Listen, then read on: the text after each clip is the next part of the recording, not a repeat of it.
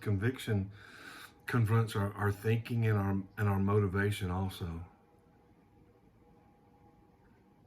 I mean, that's getting down to the core of who you are when you're not just your outward behavior, because you could fake being a good person. You could fake stuff and there'd be a hypocrite, right, at home when no one's around. But the Holy Spirit confronts. He brings conviction, which confronts our behavior and the way we think. I mean, think about your prejudices, all right? Think about um, things that have trigger. You know, if someone says something, it triggers you. You know, I've got to give that to the Lord. I've got to recognize that when somebody says these things or they do this thing, then I begin to think a certain way. And it could be something like, I'm a failure, I'm never going to be successful, you know, this, that, or the other. I mean, when in our relationships, when people say and do things, well, then it triggers past hurt and past ways of thinking. But conviction, David, for the person who really wants to be mature, is painful. Am I right? Oh yeah. But conviction challenges the way we think and how we respond to people. Conviction challenges how I respond to my wife.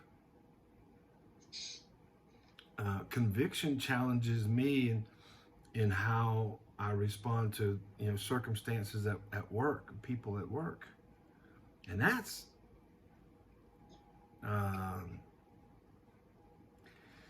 you know, there's this old song about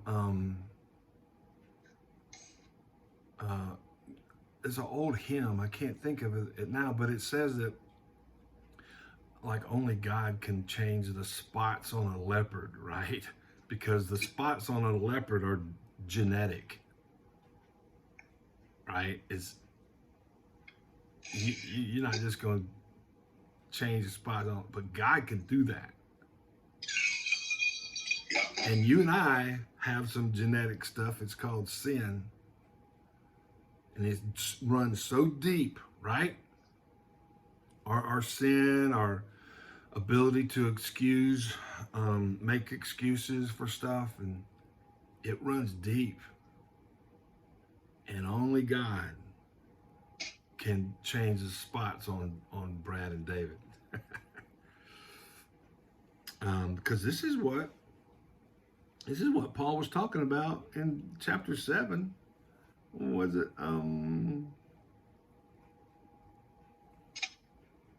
I want to say, yeah, verse 24. What a wretched man I am. And, you know, he goes, and back in 15, I do not understand what I'm doing.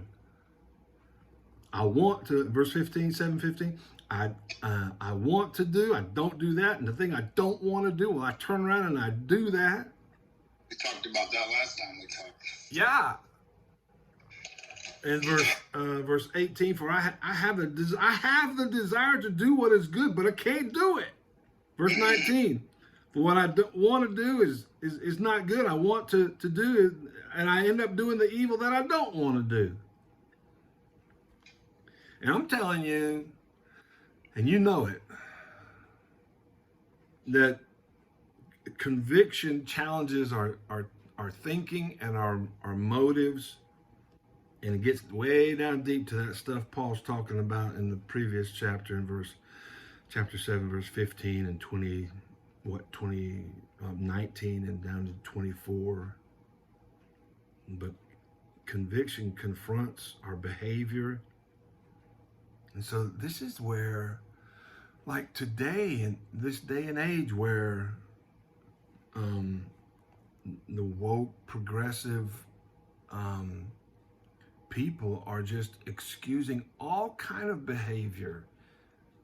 And I don't think you have to be a saved person to to look at that and go, well, that ain't right.